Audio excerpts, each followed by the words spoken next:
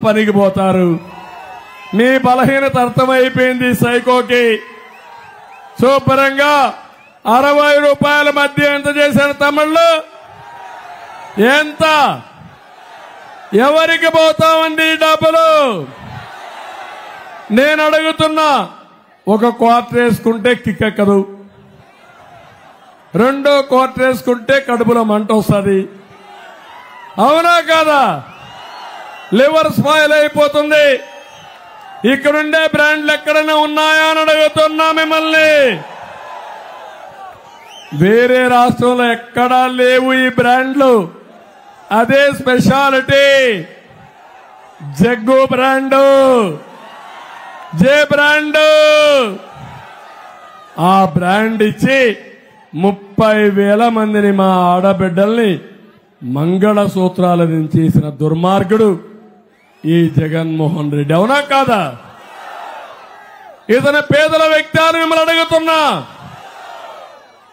పేదవాళ్ళ మంగళసూత్రాలు తెంచేసిన వ్యక్తి అవునా కాదా అని మిమ్మల్ని అడుగుతున్నా. తమిళలో రెండోది ఇసుక. గోదావరి ఉంది, ఇసుక దొరుకుతా ఉందా మీకు? నేనున్నప్పుడు ట్రాక్టర్ 1000 రూపాయలకు వచ్చిందా లేదా? ఒక్క లోడింగ్ అన్లోడింగ్ మీరు తెచ్చుకుంటే ఏ వాగుకైనా పోయి ఇసుక తెచ్చుకునే పరిస్థితి ఉందా లేదా అని అడుగుతున్నా. ఇప్పుడు ఎంత ఇసుక ట్రాక్టర్? 5,000. 4,000 ఎవడికి పోతా ఉంది? ఎవరికి? తాడేపల్లి కొంపకవునా కాదా? అంటే 40 లక్షల మంది భవన నిర్మాణ కార్మికులు అయ్యో రామచంద్ర అని 3 పూట్ల తిండి తినలేక, పనులు లేకుండా పస్తులుండే పరిస్థితి వచ్చాడు. అలాంటి వ్యక్తి పేదల వాడా అని మిమ్మల్ని అడుగుతున్నా. ఇలాంటి వాడి పేదలకు న్యాయం చేస్తాడా అని మిమ్మల్ని అడుగుతున్నా. తమిళ్లో ఇంటి జాగా ఇచ్చారు. ఇంటి జాగా ఇస్తే అందులో కూడా ల్యాండ్లో డబ్బులు కొట్టేసిన వ్యక్తులు ఈ దుర్మార్గులు.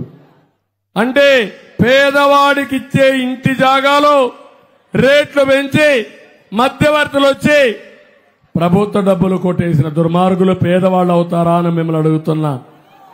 పేదవాళ్ళు అంటే వాళ్ళకి బాధ్యత ఉందా అని మిమ్మల్ని అడుగుతున్నా.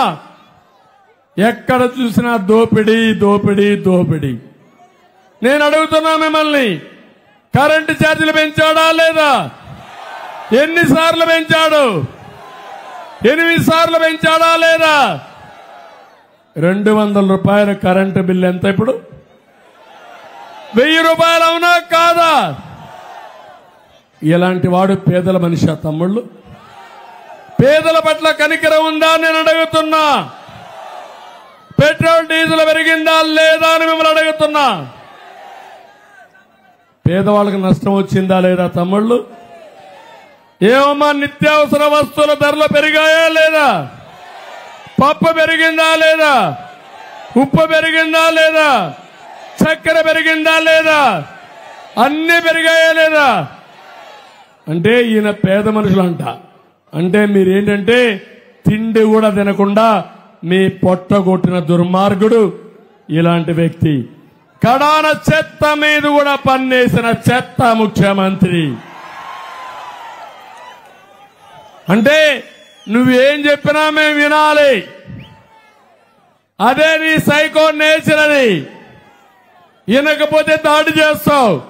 మేం కూడా తెగాయించాం. దొంగని పట్టుకోవడానికి, దోషిగా నిలబెట్టడానికి నేను గాని పవన్ కళ్యాణ్ గాని సిద్ధంగా ఉన్నామని